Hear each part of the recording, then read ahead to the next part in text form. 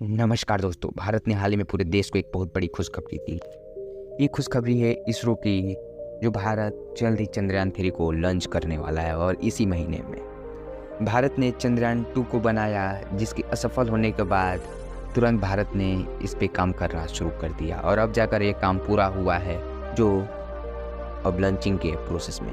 भारत जल्द ही चंद्रयान 3 को लॉन्च करने वाला है। आइए इसी वीडियो पर आज चर्चा करेंगे और भारत के चंद्रयान के इतिहास के बारे में जानेंगे। अब तक भारत कितने चंद्रयान बनाए हैं और चंद्रयान 3 लॉन्च करके भारत क्या करने वाला है, और चंद्रयान 3 अगर चंद्रमा पे जाता है तो वो क्या करेगा। तो चलिए वीडियो की शुरुआत करते हैं। पहला टॉपिक है हमारा भारत का चंद्रयान का इतिहास।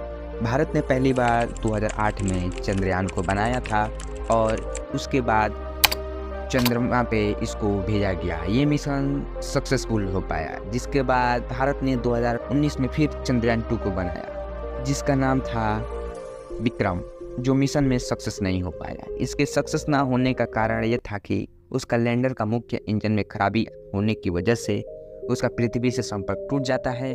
इसी के कारण चंद्रयान 2 असफल हो गया। इस असफलता के बाद भारत को बहुत से देशों से शर्मिंदगी महसूस हुई, जिसके बाद भारत ने चंद्रयान 3 पर काम करना चालू कर दिया और अब जाकर भारत अपना चंद्रयान 3 को लॉन्च करके अब भारत इतिहास रचने की कोशिश में है।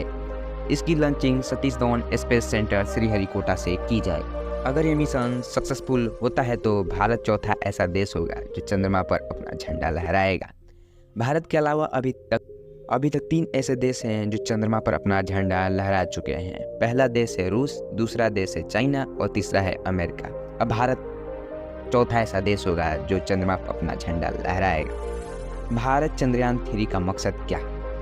भारत चंद्रयान 3 का मकसद इसरो के चंद्रयान 2 मिशन के फ्लॉप होने के बाद, यानी पिछली बार जो गलती हुई थी उस गलती को सुधारने की कोशिश, और भारत अपनी क्षमता को पूरे देश के सामने प्रदर्शित करना चाहता है।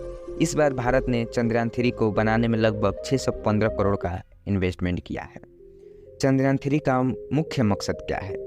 चंद्रयान 3 का मुख्य मकसद लैंडर की सुरक्षित और सॉफ्ट लैंडिंग को प्रदर्शित करना, रोवर को चांद की सतह पर चलाकर दिखाना, लैंडर और रोवर की मदद से साइंटिफिक जांच पड़ताल करना कि वहां पे उपलब्ध खनिज और पत्थरों की स्टडी, वहां की तापमान की स्टडी और भूकंपीय गतिविधियों की स्टडी की चंद्रमा पे भूकंप आता है या नहीं। आप हमारे कमेंट सेक्शन में जरूर बताएं। फिर कितने दिनों तक काम करेगा लैंडर और रोवर यानी चंद्रयान 3? इसरो को वैज्ञानिकों का कहना है कि लैंडर रोवर यानी चंद्रयान 3 चंद्रमा पर 14 दिनों तक काम करेगा। हो सकता है कि इससे ज़्यादा या कम भी कर सकता है। फिर इसका संपर्क किससे होगा और ये जितने भी जांच किया रहेगा, ये सारी चीज़ें किसको देगा? तो हम आपको बता दें कि भारत की संपर्क रोवर से होगी और रोवर अपना डेटा सिर्फ लैंडर को भेजेगा। लैंडर और रोवर अपना डेटा सीधे IDSN यानी इंडियन डीप स्पेस नेटवर्क से संपर्क साधेगा।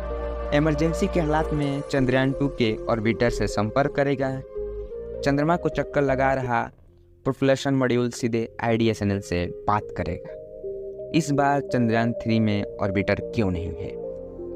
तो हम आपको बता दें कि पहली बात यह है कि चंद्रयान 2 के ऑर्बिटर बैकअप के लिए चंद्रमा के कक्षक में मौजूद है। इसरो ने इस बार प्रोपल्शन मॉड्यूल बनाया है, जो रॉकेट से सीधे अलग होने के बाद चंद्रमा के चांद की कक्षा तक पहुंचाएगा।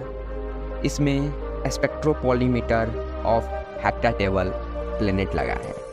इस मॉड्यूल के जरिए इसरो स्पेस में छोटे ग्रहों और एक्सोप्लैनेट की खोज करेगा। साथ ही ये भी पता करेगा कि वहाँ पर जीवन संभव है या नहीं। चंद्रयान 3 को 14 जुलाई 2:35 पे लॉन्च किया जाएगा। ये दोपहर का समय रहेगा। इसको GSLV के 3 रॉकेट से भेजा जाएगा। अगर ये मिशन सक्सेसफुल होता है तो भारत को बहुत बड़ी खुशखबरी और भारत एक इतिहास रचेगा। अभी तक भारत तो ऐसे ही प्रोग्रेस कर रहा है। अगर ये मिशन सक्सेसफुल